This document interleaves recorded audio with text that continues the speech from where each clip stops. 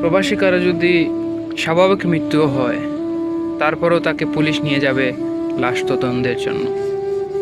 তার mobile, money bag, ঘড়ি সব কিছু নিয়ে নেবে তদন্ত করার জন্য।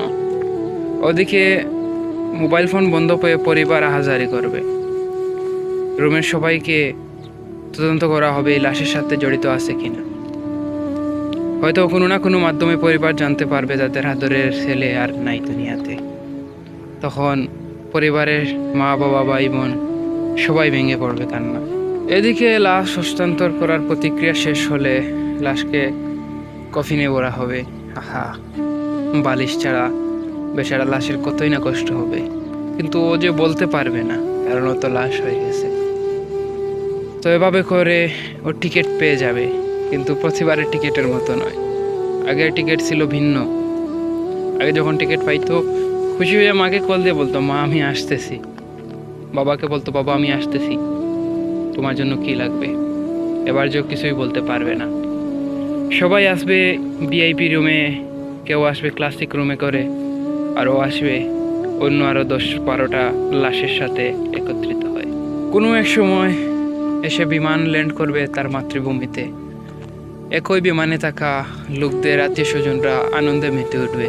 ওদিকে বাবা লাশটি নিয়ে অ্যাম্বুলেন্সে করে বাড়ির দিকে রওনা হবে। বাড়ির ঠিক পাশে আসার পরে অ্যাম্বুলেন্সের কুই কুই শব্দে এই বাড়ির আকাশ বাতাস ভারী হয়ে যাবে। সবাই আর্তনাদ করবে, মনের ভিতর আহাজারি। লাশ গাড়ি থেকে নামাতে না নামাতেই সবাই লাশ দেখার আগে কফিনে ধরে কান্না করবে। প্রিয় ভাই, প্রিয় বোন, মা এসে ওই কফিনকেই জড়িয়ে ধরবে।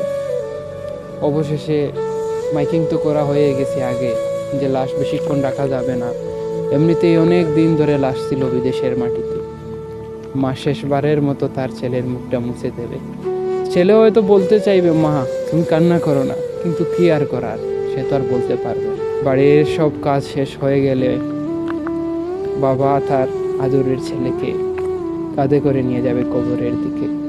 এই খাটিয়াটা স্বাভাবিক খাটিয়া নয়, এই খাটিয়ে শুয়ে আছে তার আদরের সন্তান। কখনো কোনো লাশ তার কাঁধে ভারী মনে, কিন্তু আজ ছেলের লাশটি এত ভারী মনে হইতেছে। ফুপিয়ে ফুপিয়ে কান্না করবে আর বলবে, বাবা এই তো সেদিন তোকে এয়ারপোর্টে ছেড়ে আসলাম, তখনও তো কান্না করেছিল। তুই বলেছিলি বাবা আমি খুব শীঘ্রই ফিরে আসবো, ফিরে তো ঠিকই আসলি। তাহলে কেন এবার বাবা বলে ডাকলি না? এবার তো তুই বাড়ির উঠোন থেকে চলে আসলি আবার সেই মাটির ঘরে। কেন বাবা আমার সাথে এত অভিমান তোর? কেন আজ তুই কথা বললি না? প্রতিবার তুই এয়ারপোর্টে আসার পর তুই কান্না করতি, এবার কেন আমাদের কান্না করালি? এভাবেই করে প্রবাসীর লাশ দাফন করে দেওয়া হবে।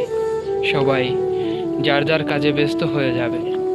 হয়তো ওই প্রবাসী ছেলের রুমটা অন্য কেউ দখল করে নেবে, ওই রুমে অন্য কেউ থাকবে। বাড়ি ফেরা হলো ছেলেটির ঠিকই, কিন্তু আর নিজের ঘরে থাকা হলো না।